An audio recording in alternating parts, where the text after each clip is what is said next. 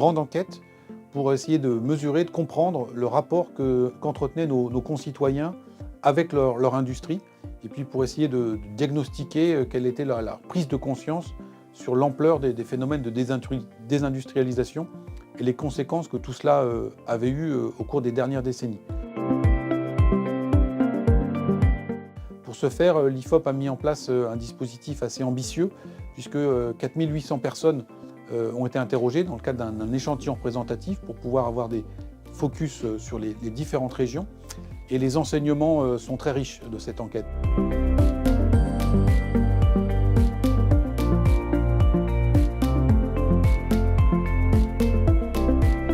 Deux tiers de nos concitoyens considèrent qu'aujourd'hui, de nombreux territoires français sont en déclin.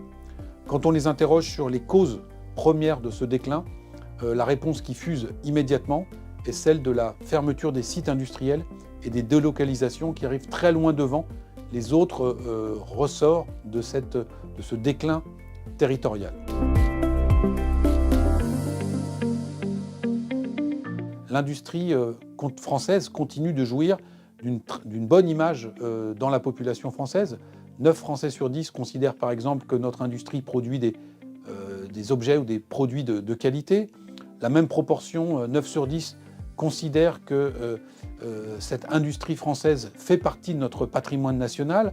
Plus de 80 d'entre eux, 85% exactement, considèrent également que notre industrie contribue au rayonnement du pays à l'international.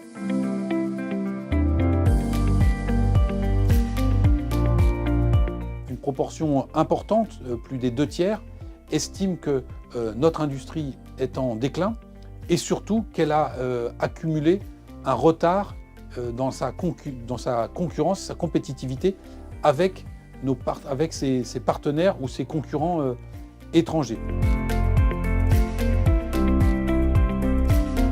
Ce constat d'une désindustrialisation qui a frappé de très nombreux territoires et qui donc du coup a entraîné le déclin territorial est partagé. C'est un constat, un diagnostic qui est partagé par toutes les classes d'âge, tous les milieux socio-professionnels, également toutes les sensibilités politiques, mais également, et ce qui est un vrai enseignement dans l'enquête, dans toutes les régions françaises. C'est-à-dire que si certaines de ces régions, de par leur histoire, de par leur spécificité économique, ont été moins frappées que d'autres par la désindustrialisation, toutes les régions considèrent néanmoins, ou s'accordent néanmoins à penser que cette désindustrialisation et ce déclin industriel est un phénomène majeur. Donc il y a la possibilité, grâce à cette enquête, d'aller lire territoire par territoire. Bien évidemment, la France du Nord-Est, qui a été très durement touchée, est encore un peu plus alarmiste que le reste du territoire national, mais c'est un constat, encore une fois, qui, vu son ampleur, est partagé de manière assez consensuelle et assez homogène sur tout le territoire.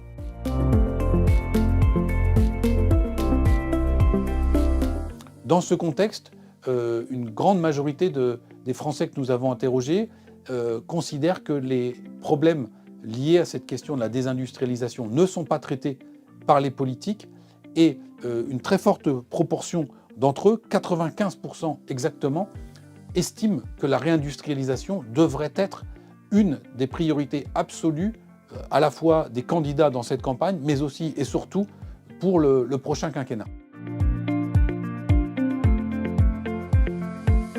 Ce constat, ce diagnostic qui est fait, qui est assez lucide de la part de nos concitoyens, a été encore amplifié par la crise du Covid, qui pour 93% des personnes qu'on a interrogées a fait office un petit peu de révélateur, au sens chimique ou photographique du terme, de l'ampleur de la désindustrialisation que connaît notre pays, mais aussi des conséquences très concrètes que cette désindustrialisation fait peser sur notre société.